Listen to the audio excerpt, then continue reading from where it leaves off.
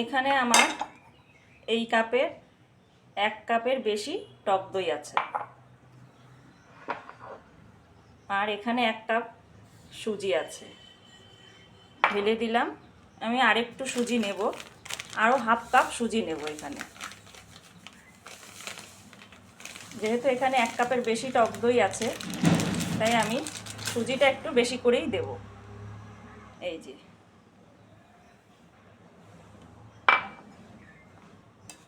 এবার এটাকে ভালো করে মিশিয়ে নেব। ভালো করে মিশিয়ে নিয়ে আমি বেশ কিছুটা সময় রেস্টে রেখে দেব। এটা দিয়েই আজকের সকালের ব্রেকফাস্ট বানাবো। তো আমি এবার ঢাকা দিয়ে রেখে দেব। আমি এটা বেশ খানিক সময় রেখে দিয়েছিলাম। এবার স্বাদ মতো লবণ, একটু টকটাকে ব্যালেন্স করার জন্য একটু চিনি দিয়ে দিলাম। এবার আমি জল দিয়ে আরেকটু পাতলা করে নেব। এই যে এরকম হয়েছে ব্যাটার। এর মধ্যে আমি গাজরটা গ্রেট করে নিয়েছি, লঙ্কা কুচিয়ে নিয়েছি, ধনেপাতা কুচিয়ে নিয়েছি। এই 3টে জিনিস আমি এর মধ্যে মিশিয়ে দেব। এবার আমি একটু বেকিং সোডা মিশিয়ে দিলাম। আমি ফ্রাইং প্যান বসিয়ে দিয়েছি, তেলও গরম হয়ে গিয়েছে।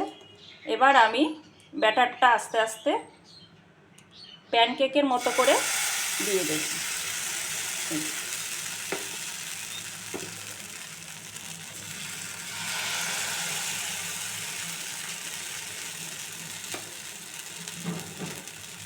এতে বেশি তেল লাগে না। এবার আমি ঢাকা দিয়ে আস্তে আস্তে এটা করে নেব। একটা বাকি আছে, আর বাদ বাকি সব হয়ে গিয়েছে। ছোটো মেয়ের যেহেতু টিচার আসবে, এর মধ্যেই আমি ওকে 3টে খাইয়ে দিয়ে এসেছি। এখন বড় মেয়েকে ডাকবো খেয়ে যাওয়ার জন্য। তো কেমন হলো সকালের ব্রেকফাস্ট একটু কমেন্ট করে জানাবেন। এখন চলে এসেছি দুপুরের রান্নাবান্নার কাজে। সমস্ত কাজকর্ম আগেই গুছিয়ে রেখেছি। সকালে তো ব্রেকফাস্টে বানিয়েছিলাম দই আর সুজির একটা অসাধারণ রেসিপি। তো এখন দুপুরের রান্না বান্না করব। এখানে বাসনগুলো ধুয়ে রেখে গেছিলাম, তো এগুলো এখন নামিয়ে নেব। আজকে রান্না করব, এই যে ভাত বসিয়ে দিয়েছি, টমেটো দিয়ে ডাল বসিয়ে দিয়েছি। নামানোর সময় একটু ধনেপাতা দিয়ে দেব, আর বেগুন ভাজা করব। আর এখানে পনির কেটে রেখেছি, আলু সেদ্ধ করে রেখেছি, একটু পনিরের তরকারি করে নেব। আজকে হচ্ছে এই সামান্য রান্নায় দুপুরবেলাটা করে নেব। বেগুন ভাজার তেলে আমি পনিরগুলো ছেড়ে দিচ্ছি।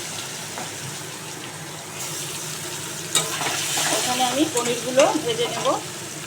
এদিকে আমার ডাল হয়ে গিয়েছে টমেটো দিয়ে আর ধনেপাতা দিয়ে। আর এখানে আমি এই যে বেগুন ভেজে নিয়েছি।